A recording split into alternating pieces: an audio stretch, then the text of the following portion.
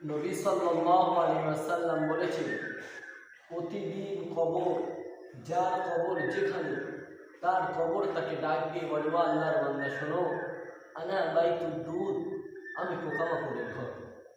আমার বাপ শোনে, যুবক আপনারা শুনে, কবর প্রতিদিন বলে, আনা বাইতুদ দুর, আমি কবর পোকামাকড়ের ঘর।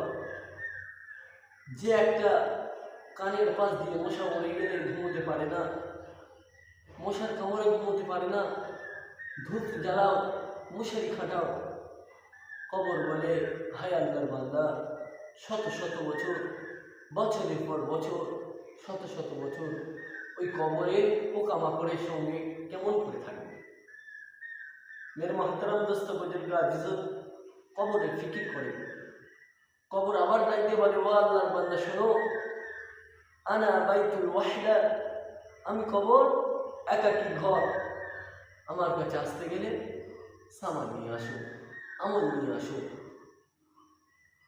দুনিয়াও একের কীর্তের যন্ত্রণা খুব কঠিন।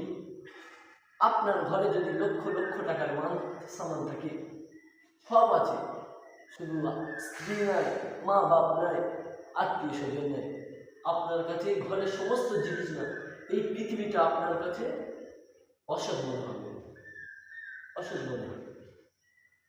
কবর আবার ডাক দিয়ে বলে, আনা বাইতুল গুরবা, আমি কবর মাটির ঘর, আমি কবর মাটির ঘর, আমি কবর অপরিচিত ঘর।